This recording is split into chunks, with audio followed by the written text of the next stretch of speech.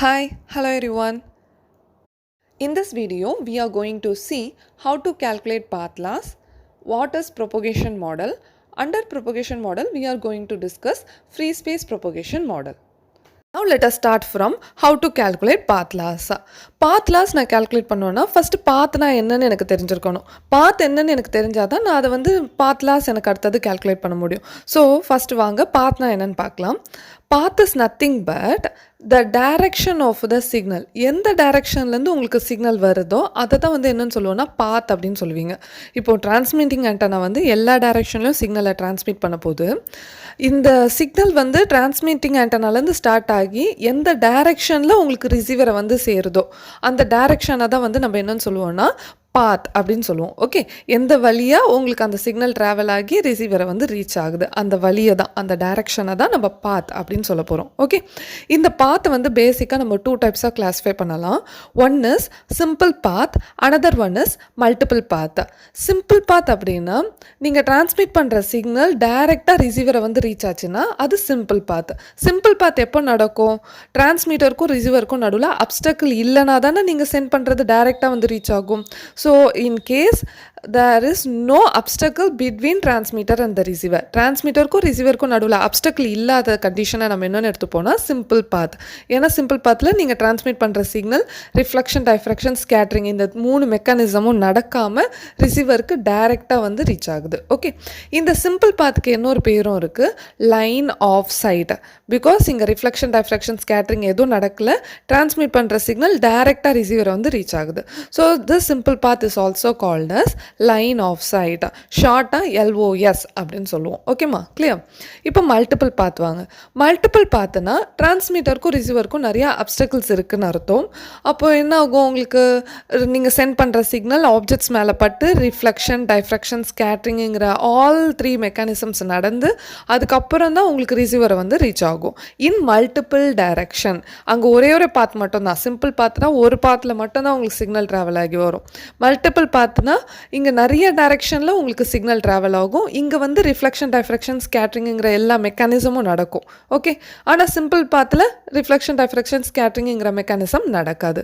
ஓகேம்மா, தெளிவாக புரியுதா? டிஃப்ரென்ஸ் உங்களுக்கு தெரியுதா? சிம்பிள் பாத், மல்டிபிள் பாத்.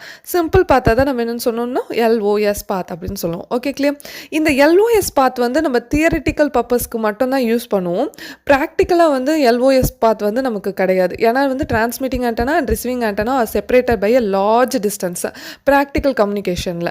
அப்போது உங்களுக்கு கண்டிப்பாக நடுவில் வந்து நிறைய ஏகப்பட்ட அப்டக்கிள்ஸ் இருக்க தான் செய்யும். ஸோ நீங்கள் வந்து இந்த LOS பாத் வந்து ஒன்லி ஃபார் தியரிட்டிக்கல் கால்குலேட்டிங் பர்பஸ்க்கு மட்டும்தான் யூஸ் பண்ணுவீங்க. Practically speaking our wireless system is fully based on multipath தான். எல்லா டைரெக்ஷன்லையும் சிக்னலை டிரான்ஸ்மிட் பண்ணுவோம், அதே டைம் எல்லா டைரெக்ஷன்லையும் சிக்னலை வந்து ரிசீவ் பண்ணுவோம். ஓகேம்மா, clear about simple and multiple path? இப்போது இதுக்கு ஒரு சின்ன எக்ஸாம்பிள் சொல்கிறேன். இந்த சிம்பிள் பாத்தும் மல்டிபிள் பாத்தும் உங்களுக்கு ஈஸியாக புரியறதுக்கு ஒரு சின்ன எக்ஸாம்பிள் சொல்கிறேன். நீங்கள் இப்போ வந்து எக்ஸுங்கிற ஒரு பிளேஸில் இருக்கீங்க, ஒய்ங்கிற ஒரு பிளேஸ்க்கு நீங்கள் போகணும். அப்போ உங்களுக்கு மோட் ஆஃப் டிரான்ஸ்போர்ட் என்னென்னலாம் இருக்குது? பஸ்ஸு, கார், ட்ரெயின், ஃப்ளைட், நடந்து கூட போகலாம். இது எல்லாமே வந்து மோட் ஆஃப் டிரான்ஸ்போர்ட் தான். இப்போது நீங்கள் வந்து ஃபாஸ்ட்டாக எக்ஸுங்கிற பிளேஸ்லேருந்து ஒய்க்கு நீங்கள் ஃபாஸ்ட்டாக ட்ராவல் ஆகணுன்னா எந்த மோடை சூஸ் பண்ணுவீங்க? ஃப்ளைட்டை சூஸ் பண்ணுவீங்க. ஸோ ஃப்ளைட்டில் நீங்கள் ட்ராவல் பண்ணிங்கன்னா நீங்கள் டேரெக்டாக எக்ஸுங்கிற பிளேஸ்லேருந்து ஒய்ங்கிற பிளேஸ்க்கு ரீச் ஆகிடலாம். நடுவில் நீங்கள் வந்து சிக்னல், ஸ்டாப்பிங் இந்த மாதிரி எங்கேயும் நிற்க வேண்டாம், டேரெக்டாக ரீச் ஆகிடலாம். அதே வேறு மோட் ஆஃப் டிரான்ஸ்போர்ட் எடுத்துக்கிட்டிங்கன்னா என்ன ஆகும்? நீங்கள் ஒவ்வொரு ஸ்டாப்பிங்காக நிற்கணும், ஒவ்வொரு டோல்கேட்டுக்கு அமௌண்ட் பே பண்ணிவிட்டு அதுக்கப்புறம் தான் நீங்கள் ரிசீவரை வந்து ரீச் ஆகும், அந்த ஒய்ங்கிற பிளேஸை வந்து நீங்கள் ரீச் பண்ண முடியும். ஓகே, இந்த எக்ஸாம்பிளை அப்படியே இப்போ நம்ம ஒயர்லெஸ் கம்யூனிகேஷன் சிஸ்டம்களுக்கு எடுத்துகிட்டு வாங்க. இங்கே டைரெக்டாக போகுது இல்லையா, ஃப்ளைட்டில் போனீங்களே அந்த பாத்தை, அதை தான் என்னன்னு சொல்லுவோம்னா LOS பாத் அப்படின்னு சொல்லுவோம். ஓகே, லைன் ஆஃப் சைட் அப்படின்னு சொல்கிறோம்.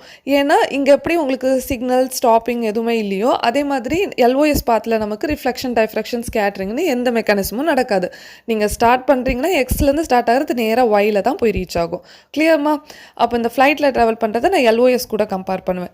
மற்ற பாத்லாம் இருக்கு இல்லையா, நீங்கள் காரு, பஸ்ஸு, ட்ரெயின் இப்படியெல்லாம் மூவ் பண்ணுறீங்க இல்லையா, ட்ராவல் பண்ணுறீங்க இல்லையா, இதுக்கெலாம் என்ன ஆகும்? நீங்கள் ஒவ்வொரு ஸ்டாப்பிங்காக நின்று டோல்கேட்டில் காசு பே பண்ணி அதுக்கப்புறம் தான் போகிறீங்க. அதே மாதிரி தான் ஒயர்லெஸ்லேயும் என்ன ஆகும்? மற்ற பாத்தில் வரது எல்லாமே ரிஃப்ளெக்ஷன், டைஃப்ராக்ஷன், ஸ்கேட்ரிங்குங்கிற எல்லா மெக்கானிசமும் நடந்து அந்த ஒவ்வொரு ரிஃப்ளெக்ஷன், டைஃப்ராக்ஷன் நடக்கும்போது உங்களுக்கு கொஞ்சம் அமௌண்ட் ஆஃப் சிக்னல் லாஸும் நடக்கும். அங்கே எப்படி டோல்கேட்டில் காசு கட்டுறீங்களோ அதே மாதிரி இங்கேயும் வந்து இந்த ரிஃப்ளெக்ஷன் டைஃப்ரேக்ஷன் ஸ்கேட்டரிங் நடக்கிறனால நமக்கு கொஞ்சம் சிக்னல் பவர் கம்மியாகும். கம்மியாகி அதுக்கப்புறம் தான் நீங்கள் ரிசீவரை போய் ரீச் ஆவீங்க. ஓகேம்மா, கிளியர்? இப்போ ஓரளவு உங்களுக்கு சிம்பிள் பாத் மல்டிபிள் பாத்துனா கிளியராக இருக்கும்னு நினைக்கிறேன். இப்போ வாங்க, இப்போ இந்த பாத் லாஸை வந்து எப்படி கால்குலேட் பண்ணலான்னு பார்க்கலாம். Okay, the difference between transmitted power and the received power is called as path loss. நீங்கள் எவ்வளோ பவர் டிரான்ஸ்மிட் பண்ணுறீங்க, ஆனால் எவ்வளோ பவர் உங்களுக்கு ரிசீவ் ஆகுது, இது ரெண்டுத்துக்கும் நடுவில் இருக்க டிஃபரன்ஸை தான் என்னன்னு சொல்லுவோன்னா பாத் லாஸ் அப்படின்னு சொல்லுவோம். கரெக்ட் தானே? இப்போ நான் ஃபார் எக்ஸாம்பிள் நான் இப்போ ஒரு 100 வாட் பவரை வந்து நான் டிரான்ஸ்மிட் பண்ணுறேன். பட் எனக்கு ரிசீவரில் வந்து ஒன்லி 70 வாட் பவர் ரிசீவ் ஆகுது அப்படின்னா அங்கே எவ்வளோ லாஸ் ஆகிருக்கு during the travel of signal? எனக்கு அந்த இடத்துல எவ்வளோ லாஸ் ஆகிருக்கு? 100 - 70, அப்போ 30 இஸ் மை பாத் லாஸ். ஓகேவா? சிம்பிள் தானம்மா. டிரான்ஸ்மிட்டட் பவர்லேருந்து ரிசீவ்டு பவரை மைனஸ் பண்ணிங்கன்னா உங்களுக்கு லாஸ் வந்து கிடச்சிடும். இதுதான் வந்து பாத் லாஸோட formula. So path loss is equal to transmitted power minus received power. Okay, path loss வந்து PL அப்படின்னு எழுதுவோம். PL is equal to PT minus PR. எப்பவும் பாத் லாஸை வந்து நம்ம டிபியில் தான் ரெப்ரசென்ட் பண்ணணும். வரும் path loss is equal to PT minus PRன்னு முடிக்கக்கூடாது. Path loss should be always represented in dB. அப்போ பாத் லாஸை டிபியில் எழுதுங்க. டிபிலன்னா என்ன பண்ணணும்? 10 log எடுக்கணும். 10 log ஆஃப், இப்போ இந்த மேத்தமெட்டிக் உங்களுக்கு ஞாபகம் இருக்கா? ப்ளஸில் இருந்ததுன்னா லாகில் எழுதும்போது அதை மல்டிப்ளிகேஷனில் எழுதுவீங்க. மைனஸில் இருந்ததுன்னா அதை லாகுக்கு கன்வெர்ட் பண்ணும்போது டிவைடில் பண்ணுவீங்க. அந்த மெத்தட் தான் இங்கேயும். ஸோ இங்கே நமக்கு என்ன இருக்குது? மைனஸில் இருக்குது. அப்போ எப்படி எழுதணும்? டிவைடில் எழுதணும். Very good. 10 log of PT divided by PR. Okay, this is the formula to calculate your path loss. Path loss in dB is equal to 10 log PT divided by PR. Now let us see what is propagation model. Propagation model is a process of predicting the received signal power at a given distance. ஒரு இவ்வளோ டிஸ்டன்ஸில் எனக்கு இவ்வளோ power தான் receive ஆகும் அப்படின்னு predict பண்ணுறோம் இல்லையா? இப்போ ஃபார் எக்ஸாம்பிள் ஒரு 10 கிலோமீட்டர் எடுத்துக்கிட்டோன்னா இந்த 10 கிலோமீட்டரில் எனக்கு இவ்வளோ பவர் தான் ரிசீவ் ஆகும், 100 கிலோமீட்டரில் இவ்வளோ பவர் தான் எனக்கு ரிசீவ் ஆகும் அப்படின்னு ப்ரெடிக்ட் பண்ணுற மெத்தட் பேர் தான் வந்து ப்ரொபகேஷன் மாடல். எதுக்காக நம்ம இந்த சிக்னலை ப்ரெடிக்ட் பண்ணணும்? செல்ஃபோன் டவர்ஸ்லாம் கண்டிப்பாக பார்த்துருப்பீங்க. இந்த செல்ஃபோன் டவர்ஸ்லாம் எப்படி ப்ளேஸ் பண்ணுறாங்க? ஏதோ ஒரு இடம் காலியாக இருக்குது, இந்த இடத்துல ஒரு செல்ஃபோன் டவரை வைங்க, அந்த மாதிரி ப்ளேஸ் பண்ண மாட்டாங்க. ஒரு செல்ஃபோன் டவர் ப்ளேஸ் பண்ணணும் அப்படின்னா அங்கே எவ்வளோ மேக்ஸிமம் நம்பர் ஆஃப் யூசர்ஸ் இருக்காங்க, அப்புறம் அந்த இடத்துல வந்து உங்களுக்கு எவ்வளோ பவர் வந்து ரிசீவ் ஆகுது, மெயினாக எவ்வளோ பவர் ரிசீவ் ஆகுது, அந்த சிக்னல் டவரில் வந்து எவ்வளோ பவர் வந்து ரிசீவ் பண்ணும், இதை தான் நீங்கள் கேல்குலேட் பண்ணுவாங்க. ஒரு மினிமல் ரேஞ்ச் ஆஃப் பவர் இருக்கணும். அந்த மினிமம் ரேஞ்ச் ஆஃப் பவருக்கு கீழே உங்களுக்கு ரிசீவ் ஆச்சு அப்படின்னா அந்த ஏரியாவில் வந்து சிக்னல் டவர் வந்து வைக்க மாட்டாங்க. ஏன்னா அந்த ஏரியாவில் அப்படி சிக்னல் டவர் வச்சா என்ன ஆகும்? ரிசீவ் ஆகிற பவரே உங்களுக்கு அந்த டவருக்கு ரிசீவ் ஆகிற பவரே கம்மி.